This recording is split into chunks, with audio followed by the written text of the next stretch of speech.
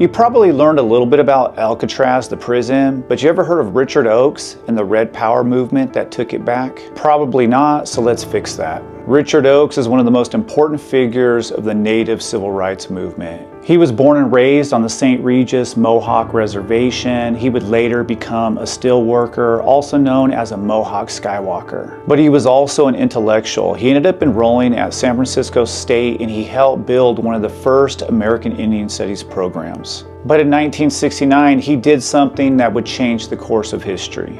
He led a group of Native students and activists to occupy Alcatraz Island. They justified the occupation and takeover of Alcatraz based on the 1868 Fort Laramie Treaty. The United States government's own treaty said that abandoned federal land would revert to Native peoples. So this wasn't just a protest, this was the beginning of the land back movement. This is a quote from the proclamation he read, which brilliantly and sarcastically uses the government's own logic against it. We will purchase said Alcatraz Island for $24 in glass beads and red cloth, a precedent set by the white man's purchase of a similar island about 300 years ago. He also explained why Alcatraz Island was the perfect Indian reservation, highlighting the U.S. government's neglect of actual reservations. Richard Oakes and these indigenous activists held this island for 19 months. The occupation of Alcatraz, led by Oakes, was a key event that forced the United States government to end the disastrous termination policy.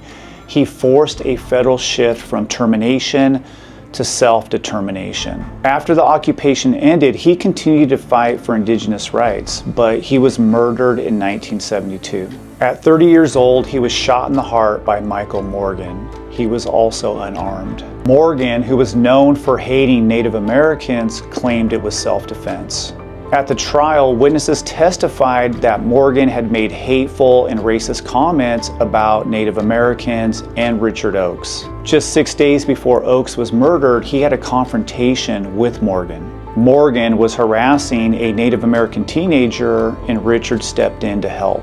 The DA wanted to prosecute for murder, but the judge dropped it to manslaughter, and an all-white jury found Michael Morgan innocent. The details surrounding the murder of Richard Oakes are still shrouded in mystery to this day. But we know that he was murdered by a man who hated Indians. Richard Oakes, Mohawk, his legacy is indigenous sovereignty. His activism helped change federal law. Every year for Indigenous Peoples Day and Thanksgiving, natives gather at Alcatraz Island for a sunrise ceremony. They honor Richard and all the indigenous activists who started a movement.